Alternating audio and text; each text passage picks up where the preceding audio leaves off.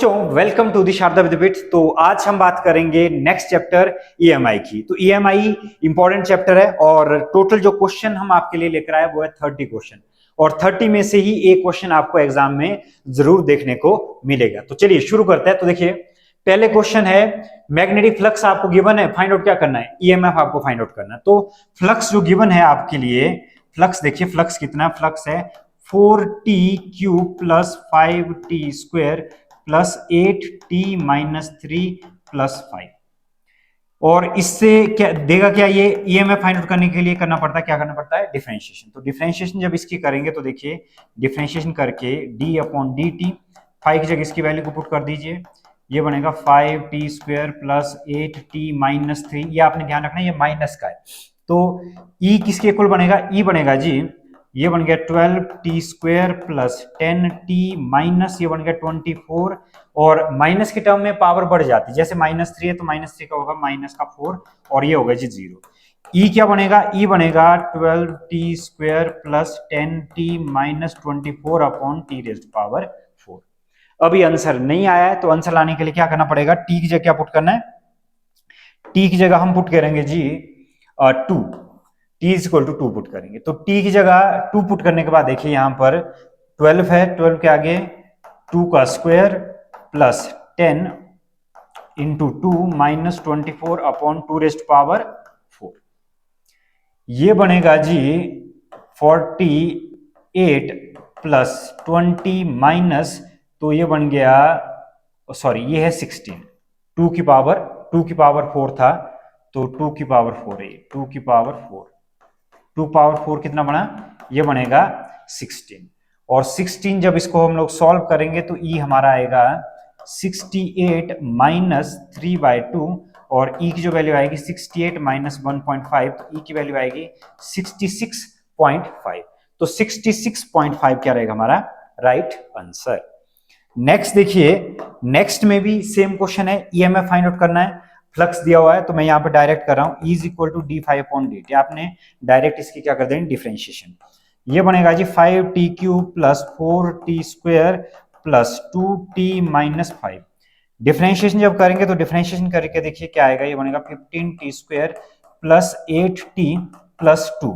t की जगह put क्या करना है, t की जगह पुट करना है 2, तो 2 पुट कर देते हैं, 2 का स्क्वायर 8 इंटू 2 प्लस 2, तो जी ये बनेगा 60 प्लस 16, 60 प्लस 16 प्लस 2, तो E की वैल्यू आएगी 78। तो 78 वोल्ट क्या होगा हमारा राइट आंसर। तो ये होते हैं कि जब आपको फ्लक्स गिवन है तो इंड्यूस्ड ईएमएफ इस तरह से फाइंड आउट किया जाता है। थर्ड क्वेश्चन देखिए, थर्ड क्वेश्चन सेम है इसी तरह का, इसमें भी ईएमएफ फाइंड आउट करना है तो इसकी क्या करेंगे, डिफरेंशिएशन करेंगे। आ गया 5t square plus 3t plus 16। Differentiation करके ये बना जी 10t प्लस 3 प्लस 16 की तो क्या होती है 0।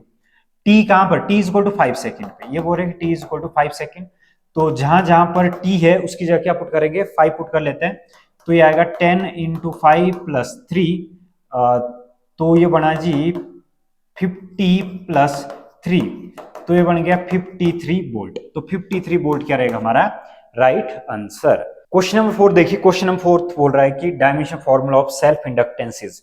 तो सेल्फ इंडक्टेंस का फॉर्मूला एस, तो शॉर्टकट में देखिए क्या होता है कि सब में 2, इसका फॉर्मूला होता है, एल का फॉर्मूला होता है ML2T माइनस 2A माइनस 2। आप याद भी रख सकते हो और जिसको याद नहीं रहेगा वो आप इस फॉर्मूले से फाइंड आउट कर सकते हो। ये 5 किसके इक्वल होता है, ये होता है B इंटू ए के इक्वल, ये हुआ LI, L फाइंड आउट करना है तो ये बन गया B into A upon I. इस तरह भी कैलकुलेट कर सकते हो, लेकिन आपने याद रखना कि सब में 2 होता है, लास्ट वाला में माइनस का होता है, तो ये इसका क्या रहेगा राइट आंसर। नेक्स्ट देखिए, mutual inductance M12 of a coil 1 with respect to coil, ये बोल रहा है इंक्रीज होता है when they are brought nearer, depends on the current passing through the coil, increase when one of the coil is rotated about an axis.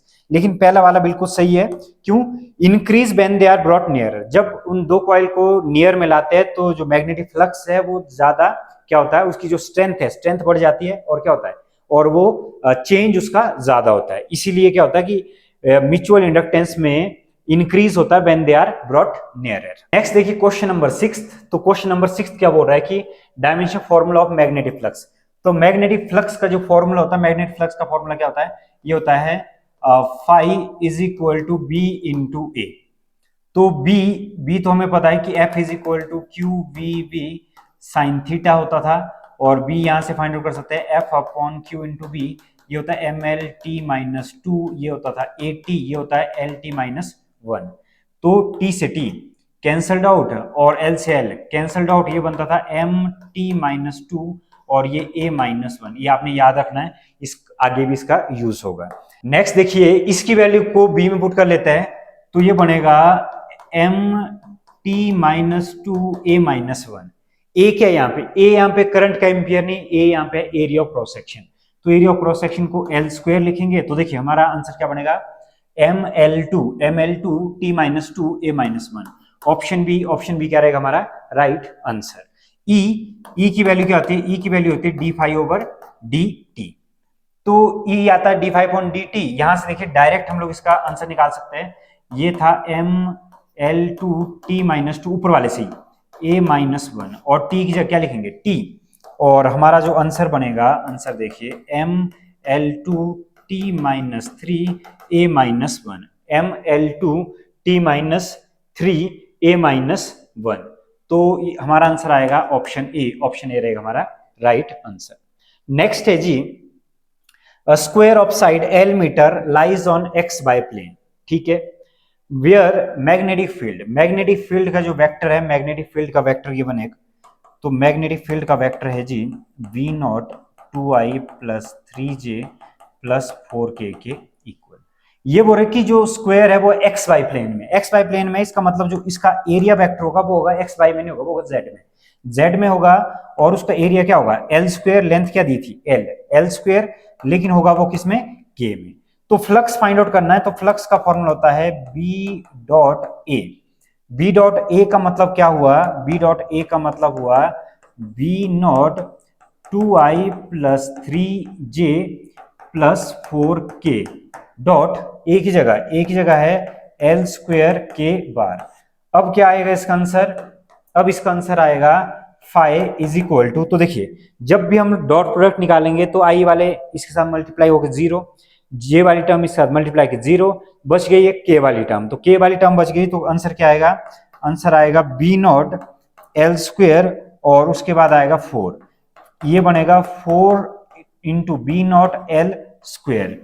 तो इसका हमारा जो फाइनल आंसर रहेगा, फाइनल आंसर क्या रहेगा 4 times of B not L square. और ये तो एसआई यूनिट है लास्ट वाली, मैग्नेट प्लस की एसआई यूनिट आपने याद रखना, ये भी आ सकती है, वो होती है वेबर।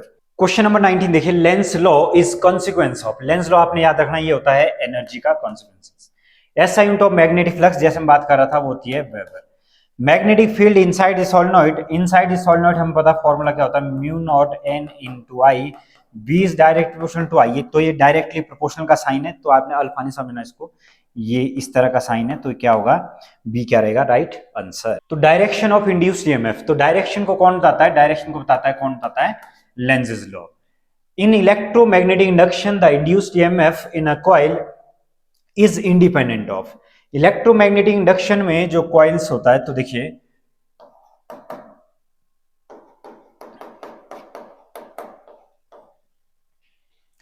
चेंज इन फ्लक्स पे भी डिपेंड करता है, फिर किस पे डिपेंड करता है, ये डिपेंड करता है जी, एक तो हो गया ये, एक फॉर्मूला इसका ये भी होता है D five over D T.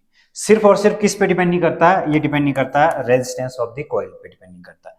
If N is the number of turns is doubled then self induction varies, ठीक है ना। तो यहां पे आपने ये वाला क्वेश्चन ऐसा नहीं, if N is the number of turns, यहां तक ही करना आपने, देन सेल्फ इंडक्शन,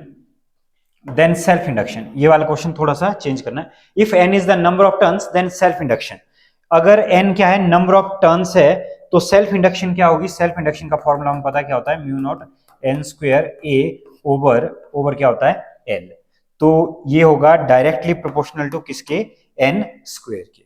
नेक्स्ट देखिए क्वेश्चन नंबर 25, तो क्वेश्चन नंबर 25 है सॉलिनॉइड में कि अगर नंबर को डबल करें तो सेल्फ इंडक्टेंस क्या होगी, तो सेल्फ इंडक्टेंस होती है डायरेक्ट प्रोपोर्शनल टू एन का स्क्वायर, और जो पीछे वाला क्वेश्चन था एन का स्क्वायर, तो ये अगर डबल हो गया तो ये क्या होगा 4 टाइम्स को बोलते हैं क्वाड्रपल। नेक्स्ट है dynamo works on the principle of, dynamo को बोलते हैं एसी जनरेटर, तो ये वर्क करता है जी इलेक्ट्रोमैग्नेटिक इंडक्शन पे। फिर if the speed of rotation of dynamo is doubled then induced EMF, तो इंड्यूस ईएमएफ का फॉर्मूला जो होता है ये होता है NBA ओमेगा, आगे आता है, फिर आता है साइन ओमेगा टी। तो रोटेशन को अगर बढ़ा दें तो E is direct proportional to omega angular speed, तो अगर इसको डबल कर दें तो देखिए ये भी क्या हो जाएगा, ये भी बनेगा डबल। 28th में देखिए क्या दिया है, energy in current carrying coil is stored in the form of, and जो कॉइल के अंदर होती है एनर्जी वो स्टोर होती है मैग्नेटिक फील्ड में, और कैपेसिटर के अंदर स्टोर होती है इलेक्ट्रिक फील्ड में। Faraday law of electromagnetic induction related to the law of conservation of, ये होता है law of conservation of energy. तो ये था ऑल अबाउट किसके बारे में, इलेक्ट्रोमैग्नेटिक इंडक्शन के बारे में। तो ये टोटल जितने भी क्वेश्चन है वो सारे इंपॉर्टेंट है, एक भी क्वेश्चन आपने स्किप नहीं करना। तो आज की वीडियो में बस इतना ही, फिर मुलाकात होगी एक नए चैप्टर के साथ, तब तक के लिए